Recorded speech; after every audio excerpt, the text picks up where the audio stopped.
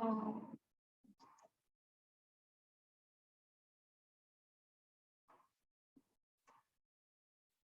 Hello everyone, this is Dr. Sheena Bansal. Today we will do ankle epiphysiodesis and subtalar fusion for ankle valgus. Firstly, in many conditions we see the valgus deformity of foot. In CP, in cerebral palsy, and in other conditions also, we see ankle valgus deformity, which can be corrected by a few procedures like ankle epiphysiodesis. Firstly, for this, we insert guide wire through the superficial tip of the medial malleolus, and then 4.5 millimeter cannulated screws are used. It is used in the patients where we have some pending growth. It has been shown that we can see here the screw has been inserted in the medial, four to 5 millimeter away from the medial border of the epiphyseal plate. Post-operative, we don't need immobilization.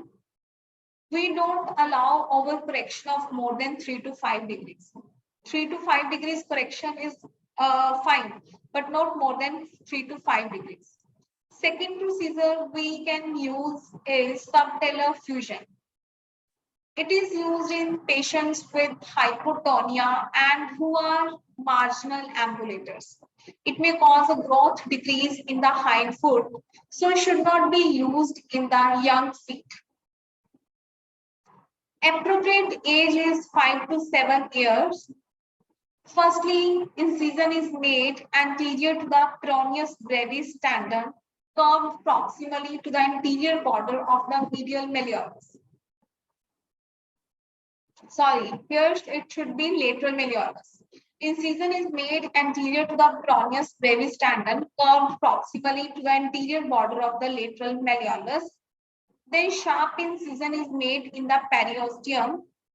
Soft tissue is released until there is visualization of anterior, middle, and posterior facets.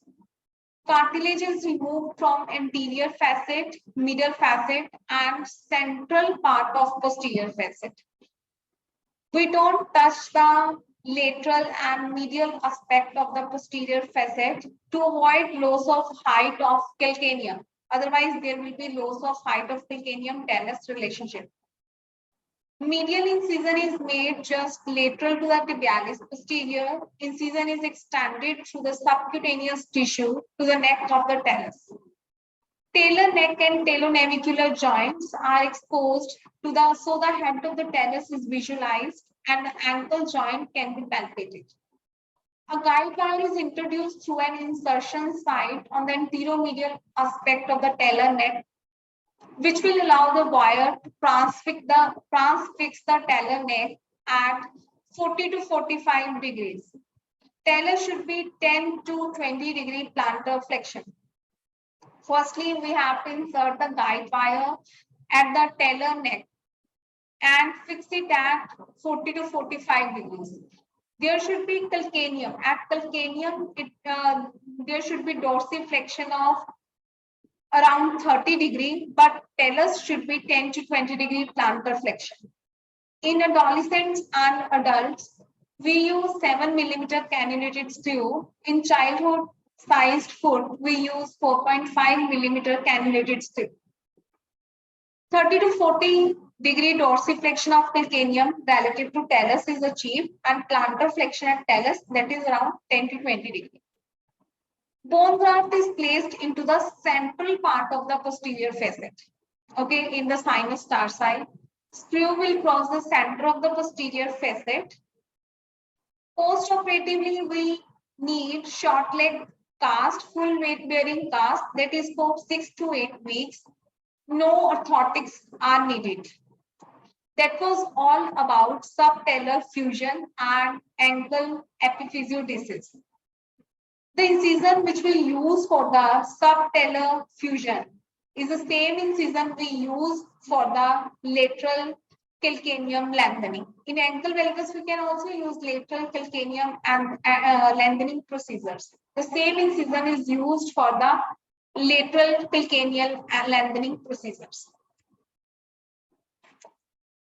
Okay, that was all about this.